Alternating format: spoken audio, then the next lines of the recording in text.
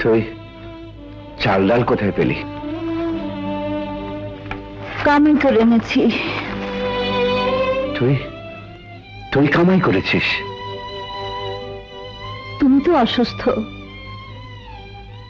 তা না হলে আজ খাবে কি? ওরে, এই চামড়াটা গন্ডারের মতো পুরো, তাতে কোনো সন্দেহ নেই। এতে পাবলিকের অপমান সইবে, সন্তানের অপমান সইবে, কিন্তু স্ত্রীর অপমান সইবে না। আমি কি মরে গেছি রে যে তুই আমাকে কামাই করে খাওয়াবি? এই অসুস্থ শরীর কোথায় যাচ্ছ? ভয় নেই, আমি মরবো না। মানুষগুলো এত সহজে মরে না রে।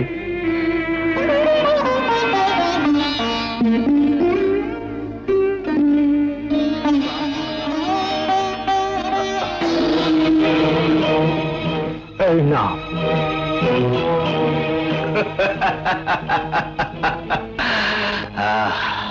চেম্বার অফ কমার্সের প্রেসিডেন্ট সাহেব নাকি? মালাটা কি তাহলে এই রাস্তায় এনে দেবো? হ্যাঁ,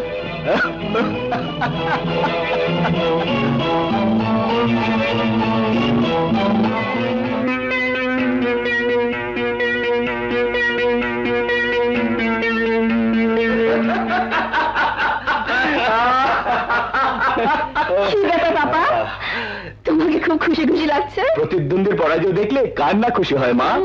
ওই সাজ্জাদ হোসেন আছে না, চেম্বার অফ কমার্সের ইলেকশনে আমার সাথে কন্টেস্ট করতে চেয়েছিল, আজ দেখি রাস্তায় রিক্সা চালাচ্ছে।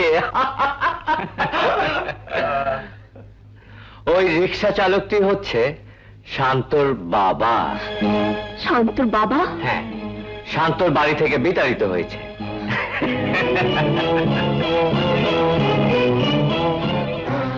কাকে বাড়িতে রাখবো না তাড়িয়ে দেব সেটা আমার ব্যক্তিগত ব্যাপার। আশা করি ব্যক্তিগত ব্যাপারে কোনো আলোচনা করবে না। তোমার উন্নতির জন্য ধন্যবাদ। কি হলো ডার্লিং, আমরা তো একা একা বোর হয়ে গেলাম। Yes darling, coming, just a minute. ওরা কারা? ওরা কাক? আমি ভাবছি তাই ওরা আসে। তুমি তাহলে জীবনের আদর্শকে পরিবর্তন করেছো? বিত্তবান লোকের একটাই আদর্শ হওয়া উচিত, এনজয়, এনজয় অ্যান্ড এনজয়। যাকে তোমার সাথে প্যাচাল করার সময় আমার নেই, চলি।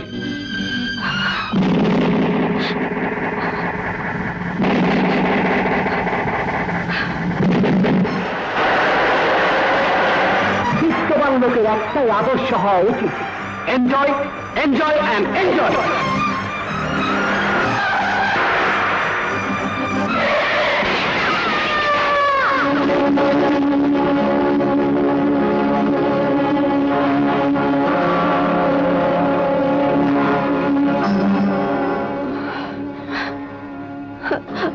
আপনি অমন পাগলের মতো গাড়ি চালাচ্ছিলে কেন? বেঁচে থাকার ইচ্ছে নেই বলে। হঠাৎ মরার শখ হলো কেন? আপনাকে আমি সবকিছু বলে বুঝাতে পারবো না, শুধু এইটুকু বলতে চাই, আমি নারী জাতির কলঙ্ক। এর জন্য দায়ী কে? কি হলো, চুপ করে থেকো না, বলো এর জন্য দায়ী কে? যার কারণে প্রাসাদ ছেড়ে আপনারা এই বস্তিতে উঠেছেন। তুমি কি বলতে চাও? শান্ত? শান্ত? হ্যাঁ, আমি প্রতিজ্ঞা করেছিলাম জীবনে কোনো দিন কোনো কারণে তার সামনে গিয়ে দাঁড়াবো না, কিন্তু চোখের সামনে তোমার মতো একটা মেয়ের জীবন নষ্ট হয়ে যাবে, তাও তো হতে পারে না। আমি নারী, নারীর মমত্বটুকু বুকে দিয়ে মা হয়ে নয়, একজন প্রতিবাদী নারী হয়ে তার সামনে গিয়ে দাঁড়াবো, তাকে জিজ্ঞেস করব একটির পর একটি অন্যায় করার লাইসেন্স তাকে কে দিয়েছে? আমার উপর প্রতিশোধ নেওয়ার জন্য বুঝি বানোয়াট গল্প সাজিয়েছেন? পানি নামে কোনো মেয়েকে আমি চিনি না, তার সাথে সম্পর্কে কোনো প্রশ্নই ওঠে না। মেয়েটিকে তুমি গ্রহণ করবে কিনা বলো। ব্ল্যাকমেল করতে এসেছেন? এই মুহূর্তে এখান থেকে চলে যান, নইলে দারোয়ান দিয়ে বের করে দিতে বাধ্য হব। সেটুকুই বাকি আছে, আমি এর শেষটুকু দেখতে চাই। দারোয়ান, বাড়ির ভিতরে আজেবাজে লোক ঢোকে কি করে? গেটের বাইরে বের করে দে।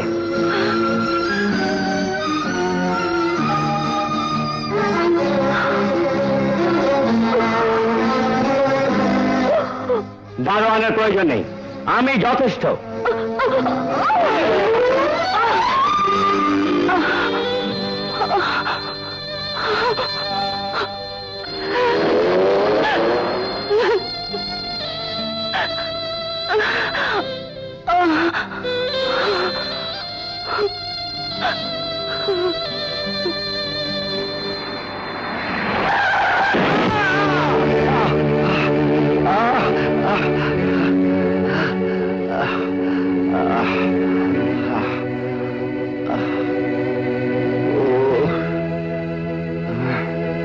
কোনো হাসপাতালে গিয়ে চিকিৎসা করিয়ে নেবেন।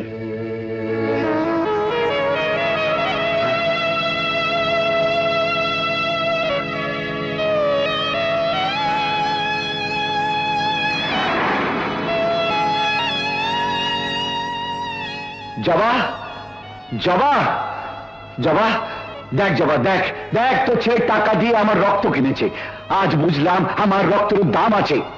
দেখ জবা, দেখ দেখ। সুখের মাঝে দুঃখের রাগিনী, এর নাম জেনেছি জীবন কাহিনী। তোর কপালে রক্ত কেন? কপালের দোষে। কি করে এমন হলো বল?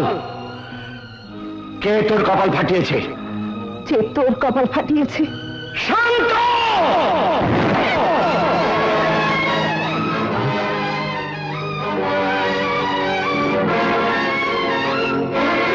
শান্ত সাহেব, এটা আমার স্ত্রীর রক্ত, যা আপনার কারণে ঝরেছে। বলুন এর কি মূল্য দেবেন? কি চান আপনি?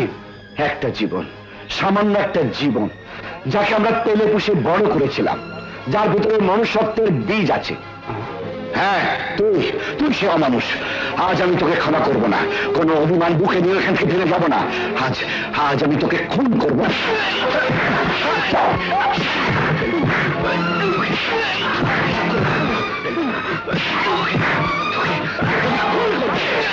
দেখুন দেখুন ইন্সপেক্টর সাহেব, আরেকটু দেরি হলে ওকে মেরেই ছেড়ে দিন, আমি ওকে শেষ করে ফেলবো। আপনাকে অ্যারেস্ট করা হলো, চলুন।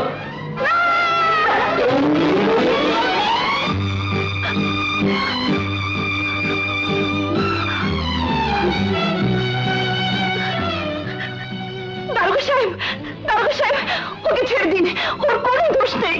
যাবা, তুই কাঁদছিস কেন? বিচার আমার জেল ফাঁসি যাই হোক, আমার কোনো দুঃখ নেই। দুঃখ শুধু আমার স্ত্রীর রক্ত যে ঝরালো, সেই অকৃতজ্ঞ বেঈমানকে শাস্তি দিতে পারলাম না। চলুন, আপনাদের যা কিছু বলার কোর্টেই বলবেন। কি বললেন? শান্ত এত নিচে নেমে যেতে পারলো? হ্যাঁ, আমি বলবো, কোর্টে মামলার অতীত ইতিহাস সম্পূর্ণ তুলে ধরব। ইওর অনার, এই কেসের সত্যিকার মূল্যায়ন করতে হলে আমাদেরকে ফিরে যেতে হবে আজ থেকে 22 বছর পূর্বের একটি ঘটনাতে।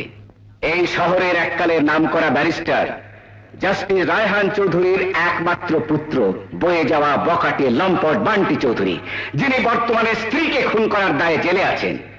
সেই বান্টি চৌধুরী যেদিন নিজের কুৎসিত লালসা চরিতার্থ করার জন্যে গরিব ঘরের এক পরমা সুন্দরী নিরীহ মহিলাকে মিথ্যে বিয়ের আশ্বাস দিয়েছিলেন, সেদিন থেকে শুরু হয় এই গল্পের।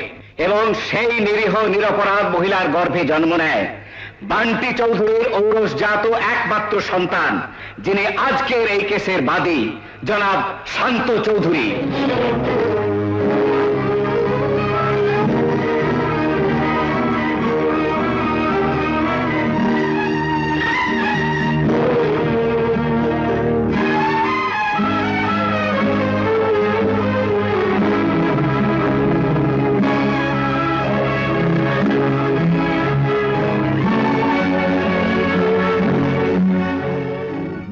সমস্ত সাক্ষ্য প্রমাণ সাপেক্ষে মানবিক দৃষ্টিকোণ থেকে বিচার করে জনাব সাজ্জাদ হোসেনকে বেকসুর খালাস দেওয়া হলো।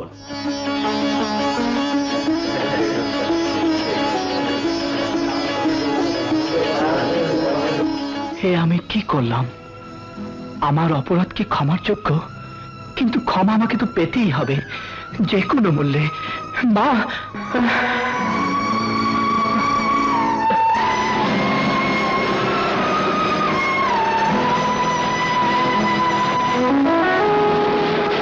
তুমি চলে যাও।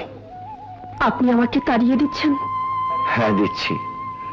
সংসারের মায়া বাড়িয়ে লাভ নেই। যাকে পেলে পুষে মানুষ করলাম, সেই সন্তানই যখন আমাদের অস্বীকার করলো, তুমি তখন এখানে থেকে আমাদের কি কাজে আসবে? আমি থাকবো না। আমি প্রমাণ করে দিতে চাই পৃথিবীর সব সন্তানেরাই প্রতারক নয়।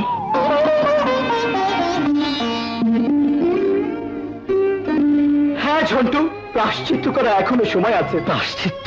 হ্যাঁ হ্যাঁ, প্রায়শ্চিত্ত। বাবা মাকে বাড়ি থেকে বের করে দিয়ে যে অপরাধ করেছে তার কোনো ক্ষমা নেই। যে কোনো মূল্যে তাদেরকে খুঁজে বের করে ক্ষমা চেয়ে নিতে হবে। কিন্তু এখন তাদেরকে কোথায় খুঁজে পাবি? সম্রাট আকবর তার সন্তানের জন্য নগ্ন পায়ে রাজস্থান মরুভূমির তপ্ত বালু পেরিয়ে মাজারে গিয়েছিলেন। আর আমি কিনা টেকনাফ থেকে তেঁতুলিয়া পর্যন্ত তাদেরকে খুঁজতে পারবো না।